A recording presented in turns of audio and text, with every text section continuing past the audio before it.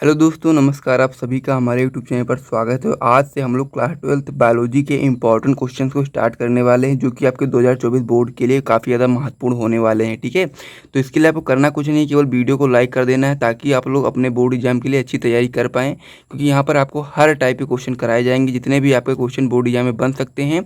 और यदि आप लोग सारे क्वेश्चन को अच्छे तरीके से सॉल्व कर लेते हो, समझ लेते हो, तो आपको यहाँ से बायोलॉजी में 70 में से 70 नंबर पक्का भी आपका हो सकता है। ठीक है, तो यदि आप 70 में से 70 नंबर पक्का करना चाहते हैं क्लास 12th की बायोलॉजी में, तो आप लोग हर एक महत्वपूर्ण वीडियो जो भी हमारे यूट्यूब चैनल पर अपलोड होती है, उन सभी वीडियोस को देखेंगे, तो आप लोग बोर्ड एग्जाम 2024 में ज़रूर 70 में से 70 नंबर पक्का करेंगे। ठीक है, इसके अलावा मैं आपको बताना चाहता हूँ कि यदि आप लोग हमारा टॉपर ग्रुप ज्वाइन करना चाहते हैं क्लास 12th बायोलॉजी के लिए, तो आप लोग ज्वाइन कर सकते हैं, जिसका चार्ज मात्र 100 रुपीज़ है।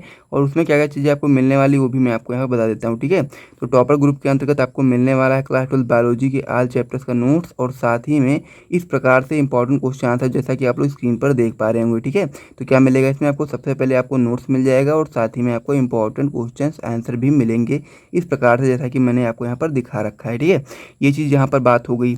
अब इसको आप लोग कैसे ज्वाइन करना है वो भी मैं आपको बता देता हूँ। तो उसके लिए आपको एक व्हाट्सएप नंबर दिया जाएगा, जिस पे आप लोग कांटेक्ट कर सकते हैं और टॉपर ग्रुप को ज्वाइन कर सकते हैं। इसका जो आपका नंबर हो जाएगा, वो आपका हो जाएगा 9793 440081। इस पर आप लोग कांटेक्ट करके टॉपर ग्रुप को ज्वाइन कर सकते हैं, जो कि आपका 2024 बोर्ड एग्जाम के लिए काफ़ी ज़्यादा महत्वपूर्ण होता है, और चार्ज मात्र 100 रुपीज़ है। तो जिसको भी ज्वाइन करना है वो लोग आराम से ज्वाइन कर सकते हैं। मिनिमम कॉस्ट रखा गया है, जिसके अंतर्गत आप लोग क्लास 12 बायोलॉजी के जितने भी चैप्टर होते हैं, उन सभी चैप्टर्स का नोट्स दिया जाएगा।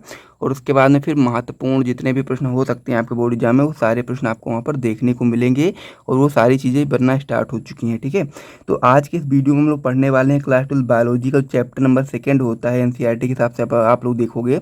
और वहीं पर यदि हम लोग यूपी की बात करेंगे, तो यूपी में आपका चैप्टर नंबर 1 है, क्योंकि जो आपका चैप्टर नंबर 1 है एनसीईआरटी के हिसाब से, जो में जैन वो चैप्टर हट चुका है यूपी बोर्ड से, तो उनका जो चैप्टर 1 होने वाला है वो आपका हो जाता है पुष्पीय पौधों में लैंगिक जनन।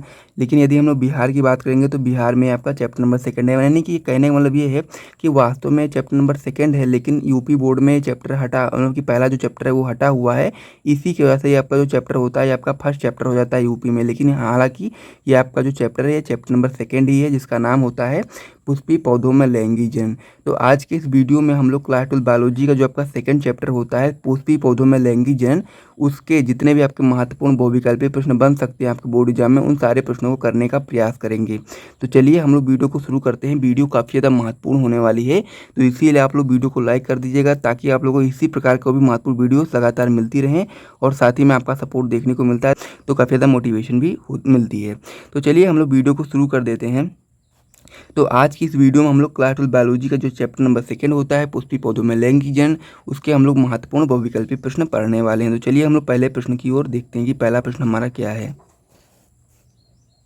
तो इसमें जो हमारा पहला क्वेश्चन है वो आपका है, पुष्पीय पादप में कौन सा भाग अगुणित यानी कि एन है। हम लोग को बताना है कि इनमें से, एन के नीचे कुछ ऑप्शन दिए गए हैं, जिसमें से हमको बताना है कि इनमें से कौन सा ऐसा भाग है पुष्पीय पादप का जो आपका अगुणित है। ठीक है, यानी कि एन है।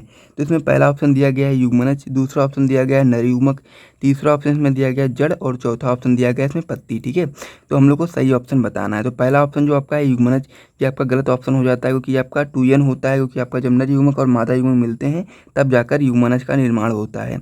उसके बाद में फिर आपका जो जड़ है, ये भी आपका 2n होता है, पत्ती भी आपकी 2n होती है, लेकिन जो आपका नर युग्मक होता है, ठीक है, वो आपका कैसा होता है, वो आपका n होता है। ठीक है, ये चीज़ आपको यहाँ पर याद रखना है कि जो आपका नर युग्मक होता है वो n होता है, और मादा युग्मक अगर यहाँ पर लिखा गया हो नर युग्मक की जगह पर, तो वो भी आपका n होता है। तो यदि आप लोग ऑप्शन में नर युग्मक देखने को मिले या फिर मादा युग्मक देखने को मिले, आपको इसी पर टिक लगाना है, क्योंकि पुष्पीय पादप में नर युग्मक और मादा युग्मक भाग जो होता है वो आपका अगुणित यानी कि n होता है। तो आप लोग इतना अपनी कॉपी में नोट कर लीजिए, फिर हम लोग अगले क्वेश्चन की ओर बढ़ते हैं। तो ये सारी जो पीडीएफ होगी, जो भी लोग टॉपर ग्रुप में ज्वाइन है उनको वहाँ पर आराम से मिल जाएगा। तो इसमें दूसरा जो क्वेश्चन इसमें पूछा गया है वो आपका है कि एक परागकोश में परागधानियों की संख्या होती है। तो हम लोग को बताना है कि जो परागकोश होता है उसमें परागधानियों की जो संख्या होती है वो कितनी होती है। पहला इसमें ऑप्शन दिया गया है 2, दूसरा ऑप्शन इसमें दिया गया है 4, तीसरा ऑप्शन इसमें दिया गया है 1, और चौथा ऑप्शन इसमें दिया गया है 8। ठीक है, तो हम लोग को क्या बताना है, हम लोग को बताना है कि जो परागकोश होता है उसमें परागधानियों की जो संख्या होती है वो कितनी होती है। तो उसके लिए मैं आपको यहाँ पर चित्र बना करके दिखा देता हूँ। जो परागकोश होता है उसमें इस प्रकार से जो परागधानियाँ होती हैं वो आपकी 4 होती हैं। एक आपका ये हो जाता है, एक आपका ये हो जाता है, एक आपका ये हो जाता है, एक आपका ये हो जाता है, ठीक है। तो इस प्रकार से जो एक परागकोश होता है उसमें परागधानियों की जो संख्या होती है वो 4 होती है। तो इसीलिए इसमें आपका जो दूसरा वाला ऑप्शन हो जाता है 4, वो आपका सही ऑप्शन हो जाता है। तो इसे भी आप लोग अपनी कॉपी में नोट कर लीजिए। फिर हम लोग आगे बढ़ते हैं। तो अगला जो आपका क्वेश्चन है वो आपका है कि आवृतबीजी पौधों में पुंकेसर है, यानी कि हम लोग को बताना है कि जो आवृतबीजी पौधे होते हैं उनमें पुंकेसर क्या होता है, ठीक है। तो पुंकेसर की जब बात हुई है तो आपको पता होना चाहिए जो पुंकेसर होता है वो आपका नर जननांग होता है, यानी कि उसमें क्या होता है, नर युग्मक का निर्माण होता है। फिर वही नर युग्मक जब मादा युग्मक के साथ मिलता है तो फिर नए पौधे का विकास होता है। तो ये चीज़ आपको यहाँ पर याद रखनी है कि जो आवृतबीजी पौधे होते हैं उनमें जो पुंकेसर होता है वो नर का जननांग होता है, ठीक है। ये चीज़ आपको यहाँ पर याद रखना है। तो इसीलिए इसमें जो आपका पहला ऑप्शन होता है वो सही ऑप्शन हो जाता है, ठीक है। और वहीं पर यदि आप लोगों का स्त्री केसर यदि पूछ लेता है, क्वेश्चन ऐसा भी बन सकता है कि पौधों में स्त्री केसर क्या है, ठीक है। तो आप लोग बताओगे कि स्त्री केसर जो होता है वो मादा जननांग है, क्योंकि उसमें मादा युग्मक का निर्माण होता है, ठीक है। ये चीज़ आपको यहाँ पर याद रखनी है। दोनों चीज़ें मैंने आपको बता दी हैं, तो इसे आप लोग अपनी कॉपी में नोट कर लीजिए। फिर हम लोग अगली क्वेश्चन की ओर बढ़ते हैं। अगला क्वेश्चन इसमें दिया गया है कि निभाग पाया जाता है। तो हम लोग को बताना है कि जो आपका निभाग होता है वो आपका कहाँ पर पाया जाता है, ठीक है। पहला इसमें ऑप्शन दिया गया है परागकण में, दूसरा ऑप्शन इसमें दिया गया है बीजांड में, तीसरा ऑप्शन इसमें दिया गया है भ्रूणपोष में, और चौथा ऑप्शन इसमें दिया गया उपरोक्त सभी में। तो हम लोग को इसमें से बताना है कि जो निभाग होता है वो कहाँ पर पाया जाता है। तो आप लोग को पता होगा कि जो निभाग होता है आपका बीजांड में पाया जाता है। तो इसीलिए आपका जो ऑप्शन नंबर सेकेंड हो जाता है वो आपका सही हो जाता है। तो इतना आप लोग अपनी कॉपी में जल्दी से नोट कर लीजिए। फिर हम लोग अगले क्वेश्चन की ओर बढ़ते हैं, ठीक है।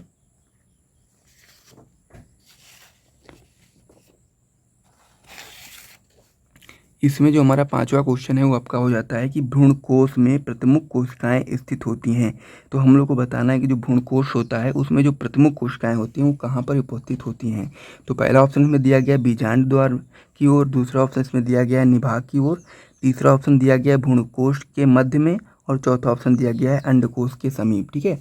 तो इसको समझने के लिए सबसे पहले मैं आपको यहाँ पर चित्र बना करके दिखाता हूँ, और चित्र आप समझ जाएंगे तो आपको समझ में सारी चीज़ें आ जाएंगी, ठीक है। कि आपका जो भ्रूणकोश होता है उसमें प्रमुख कोशिकाएं कहाँ पर उपस्थित होती हैं। तो सबसे पहले हम लोग क्या करेंगे, चित्र बनाएंगे। तो इस प्रकार से क्या होता है, ये आपका होता है भ्रूणकोश, ठीक है। और ये आपका इस प्रकार से, ये आपका जो हो जाता है इस प्रकार से आपका क्या होता है, बीजांड होता है, ठीक है। इस प्रकार से आपका बीजांड होता है। अब यहाँ पर 3 कोशिकाएं उपस्थित होती हैं, और यहाँ पर भी आपकी 3 कोशिकाएं उपस्थित होती हैं, और एक कोशिका बीच में होती है जिसमें 2 केंद्रक होते हैं। ये चीज़ आपको यहाँ पे याद रखना है। ये जो कोशिका होती है वो निभाग की ओर होती है, क्योंकि यहाँ पर क्या होता है, निभाग होता है, तो इसीलिए निभाग की ओर होता है। और ये जो कोशिकाएं होती हैं इनका नाम होता है प्रमुख कोशिका, ठीक है। ये तीनों कोशिकाएं का क्या नाम होता है, प्रमुख कोशिका, जो कि आपकी निभाग की ओर उपस्थित होती हैं। वहीं पर जो नीचे की कोशिकाएं होती हैं वो बीजांड द्वार की ओर उपस्थित होती हैं, जिनमें से अगल बगल की जो कोशिकाएं होती हैं उनको हम लोग सहायक कोशिका के नाम से जानते हैं। और जो बीच की कोशिका होती है वो आपका क्या होता है, वो आपका अंड कोशिका होती है, यानी कि यही आपका जो होता है मादा जननांग और मादा युग्मक होता है, ठीक है। इससे जब आपका नर युग्मक मिलता है तो आपका नए जीव का निर्माण होना प्रारंभ हो जाता है, ठीक है। तो ये चीज़ आपको यहाँ पर समझ में आ गया होगा। जो प्रमुख कोशिकाएं होती हैं वो निभाग की ओर उपस्थित होती हैं। ये आपका निभाग होता है। यहाँ पर जो भाग यहाँ पर अध्यावरण द्वारा छूटा हुआ है ये आपका क्या होता है, अध्यावरण होता है। तो ये अध्यावरण के द्वारा जो भाग छूटा हुआ है यहाँ पर, यानी कि यहाँ पर अध्यावरण नहीं है, तो यह भाग आपका निभाग कहलाता है, जो कि आपका बीजांड द्वार के अपोजिट साइड में होता है, यानी कि उसके विपरीत दिशा में होता है। तो ये चीज़ आपको यहाँ पर समझ में आ गई होगी। तो जो आपका ये पांचवा क्वेश्चन था उसका जो ऑप्शन हो जाता है सेकेंड, निभाग की ओर, ये आपका सही ऑप्शन हो जाता है। तो इसे आप लोग अपनी कॉपी में नोट कर लीजिए। अगला क्वेश्चन इसमें दिया गया है कि निम्नलिखित में से कौन सा पुष्प का भाग नर जनन अंग का प्रतिनिधित्व करता है, ठीक है। तो इसमें आपका हो जाएगा पहला ऑप्शन जो होता है पुमंग, यही आपका सही ऑप्शन हो जाता है, ठीक है। अब पुमंग की बात होती है तो उसमें आप लोग बता सकते हो कि जो पुंकेसर होता है, यानी कि जब एक पुंकेसर होता है तो वो आपका केवल पुंकेसर आप लोग बोल सकते हो, लेकिन जब आपके एक से अधिक पुंकेसर होते हैं तो उसको हम लोग पुमंग बोलते हैं। तो जो आपका नर जो पुष्प होता है उसका जो नर जनन अंग का प्रतिनिधित्व करता है वो आपका पुमंग हो जाता है। तो पुमंग पे आप लोग सही टिक लगा देंगे, ठीक है। यहाँ पर आपका जो पुंकेसर लिखा होगा तो भी आप लोग उस पर सही टिक में लगा देंगे कि वो भी आपका सही होता है, क्योंकि होता ये है कि जो आपका एक क्वेश्चन, जैसे कि मान लीजिए एक आपका यहाँ पर केवल पुंकेसर है, जैसे कि मान लीजिए पौधा है तो उसमें केवल एक है पुंकेसर, तो उसको हम लोग क्या बोलेंगे, केवल पुंकेसर बोलेंगे।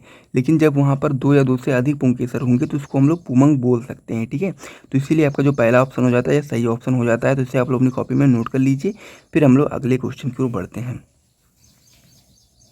इसमें आपका अगला क्वेश्चन है वो आपका है कि निलंबक की सबसे ऊपरी कोशिका को कहते हैं। हम लोग को बताना है कि जो आपका निलंबक होता है उसके सबसे ऊपरी कोशिका को हम लोग क्या कहते हैं। पहला ऑप्शन इसमें दिया गया है हाइपोफाइसिस, दूसरा ऑप्शन दिया गया है एपोफाइसिस, तीसरा ऑप्शन इसमें दिया गया है मूलांकुर और चौथा ऑप्शन इसमें दिया गया है हास्टोरियल कोशिका, ठीक है। तो जो निलंबक की सबसे ऊपरी कोशिका होती है उसको हम लोग हास्टोरियल कोशिका कहते हैं।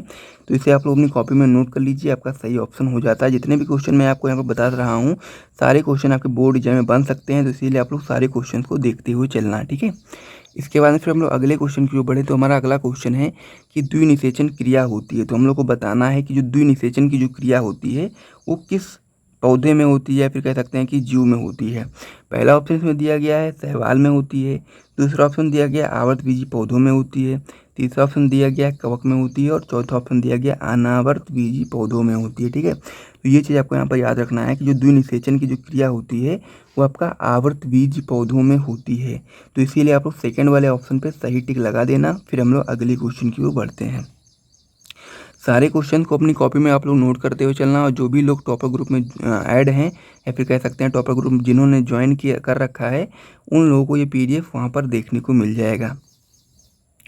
इसमें आपका नवा क्वेश्चन है वो आपका हो जाता है बहुभूरता खोजी गई। तो हम लोग को बताना है कि जो बहुभूरता है इनके द्वारा खोजी गई। नीचे वैज्ञानिकों के नाम लिखे गए हैं। पहला नाम इसमें आपका ल्यूवेनहॉक द्वारा, दूसरा नाम इसमें दिया गया है डार्विन द्वारा, तीसरा नाम इसमें दिया गया वाटसन द्वारा और चौथा नाम दिया गया कूपर द्वारा, ठीक है। तो जो बहुभूरता होती है वो ल्यूवेनहॉक द्वारा खोजी गई थी। तो इसीलिए आप लोग ल्यूवेनहॉक यानी कि पहले ऑप्शन पर सही टिक लगा देना। उसके बाद में फिर हम लोग अगले क्वेश्चन की ओर बढ़ते हैं। इसमें जो हमारा अगला क्वेश्चन है और इस वीडियो का लास्ट क्वेश्चन है वो आपका है कि साइकस की अधिकतर प्रजातियों में गुणसूत्रों की संख्या होती है वो कितनी होती है। हम लोग को ये चीज़ बताना है कि साइकस की अधिकतर प्रजातियों में गुणसूत्रों की संख्या कितनी होती है। तो इसमें जो आपका पहला ऑप्शन दिया गया है कि n बराबर 11, यही आपका सही ऑप्शन हो जाता है। तो इसे आप लोग अपनी कॉपी में नोट कर लीजिए, टिक लगा लीजिए। और उसके साथ ही हम लोग वीडियो को समाप्त करते हैं। यदि आपको वीडियो पसंद आया तो वीडियो को लाइक कर लीजिए इसी प्रकार के और भी महत्वपूर्ण वीडियोस को पाने के लिए, और साथ ही में चैनल से आप लोग जुड़ जाइए, ठीक है। इस प्रकार की अब महत्वपूर्ण वीडियोस आपको हमारे यूट्यूब चैनल पर देखने को मिलने वाली है, लगातार आपको देखने को मिलती ही रहेगी, ठीक है। तो हम लोग मिलते हैं नेक्स्ट वीडियो में, तब तक के लिए जय हिंद।